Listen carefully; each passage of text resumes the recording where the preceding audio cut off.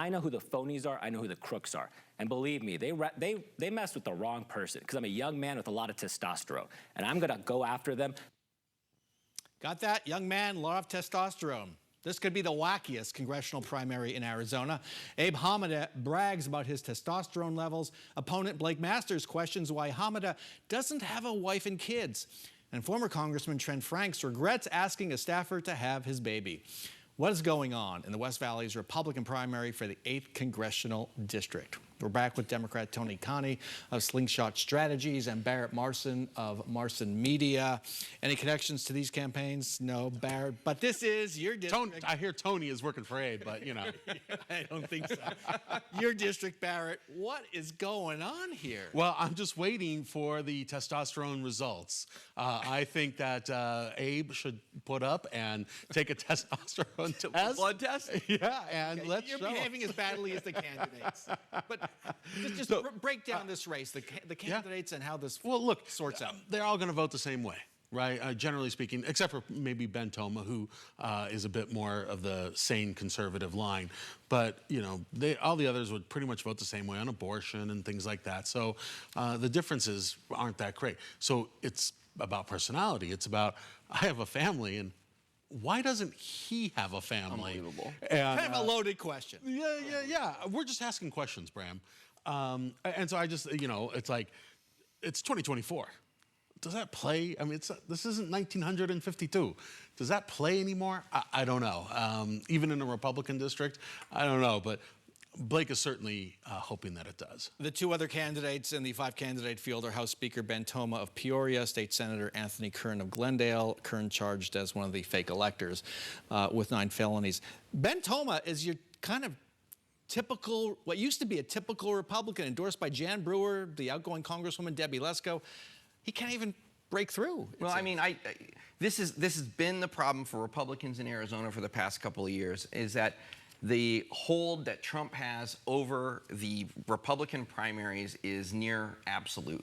And so what's happening here is somebody like Ben Toma, who has, if you're a conservative, a pretty, you know, a record that you can run on, right? He instead is trying to out-MAGA these MAGA guys. And it's just a silly strategy, I think. And so, like, you know, and maybe I'm naive, and I think that if he were to just sort of go out there and talk about himself when you've got this chunk of wild, crazy people, that he would be able to emerge and win by a couple %. But that's not the strategy they're employing. I want to move on because we're running out of time and get to that border bill you mentioned. Republicans are responding to the whole fight over abortion by saying they're going to move an initiative that would basically copy Texas's SB 4, turning every law enforcement officer into a border patrol agent. Why? Well, look, this is going through the courts in Texas, by Texas, so we'll figure out if that's constitutional. But people want something done about the border. And you can argue whether this is it and maybe it's not, but they want something. They want to vote for something. They want our leaders to do something about the border. It is, you know, right up there in the number 1, number 2 issue all the time, especially in Arizona. So this is something.